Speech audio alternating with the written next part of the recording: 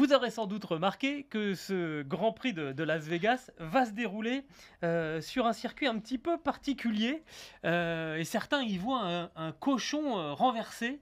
Oui, Oui, quand même. Enfin, c'est assez amusant, mais bon, c'est un hasard, mais voilà, il est renversé. Ils ne l'ont pas fait dans l'autre sens, hein. Je ne sais pas bah après pourquoi. il suffit de tourner son écran hein, Oui, tout pour à que le fait. cochon soit sur ses pattes. Mais on a eu quelques circuits de forme bizarre quand même dans l'histoire de la Formule 1, un petit peu Justement, étrange. on va parler de ces Alors, tracés qui étaient ouais, qui sont quand même un peu fous. typé, voilà, particulier. Euh, Il y a eu d'abord des grands prix comme le tracé à Reims-Gueux, des lignes droites en fait, parce qu'en 1950, dans les années 50, on ne se pose pas la question de la sécurité. On veut de la vitesse et puis on relie des lignes droites par des courbes, point. Donc ça donne un circuit comme ça assez simple à Reims, qui a eu deux versions différentes.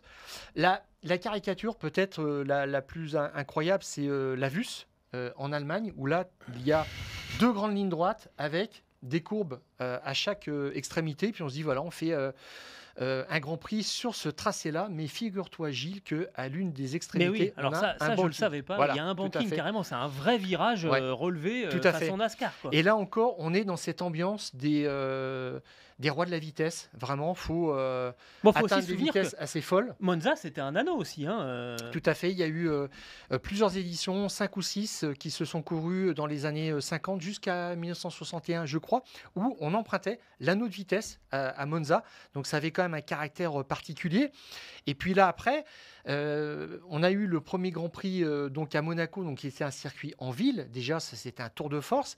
Et on voit arriver l'année suivante, en 51, Pedralbes. En fait, c'est dans les rues de Barcelone et on voit eh bien, un tracé avec des angles droits parce qu'on suit le plan urbain tout simplement. Et ça, c'est la première marque vraiment d'un circuit urbain parce que Monaco, c'est tout en tourniquet finalement.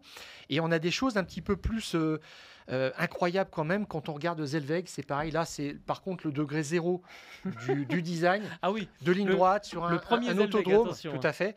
Sur l'aéroport, on ne parle pas de Spielberg, hein, Non qui non, est ouais. arrivé après. On parle de ce tracé-là, vous voyez, qui ressemble un peu à une crosse de hockey. C'est assez bizarre.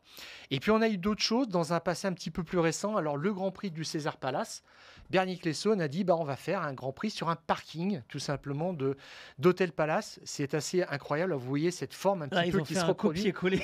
Ah bah, attends, Trois fois, il y a eu erreur. ils ont fait ça, mais le soir au restaurant sur un coin de table, on dit on va passer par Bah, là, puis ils à la reproduisent, ils fin sont du pas embêtés repas, quand hein, même, parce que franchement.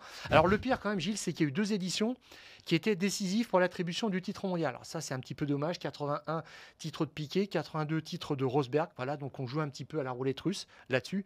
C'était tout le joli. monde. Tout le On monde joue à était la d'accord. roulette russe à Las Vegas. Tout le monde était d'accord pour dire on n'y retourne pas. Voilà, c'était un petit peu ça. Eh ben, on a Et- attendu 40 ans, mais on va y retourner. Ouais, tout à fait. Alors, Gilles, on a parlé de cette forme un petit peu bizarre, mystérieuse du cochon renversé du nouveau circuit de Las Vegas. Mais figure-toi que aux États-Unis, on avait déjà fait dans la ménagerie avec le chien couché à Détroit, comme vous pouvez voir ici. Enfin, moi, j'y vois cette forme-là, un petit peu bizarre, toujours sur le principe des angles droits, etc. Là, comme aussi à Phoenix, sur la version du circuit qui a été empruntée de 3 fois à la fin des années 80.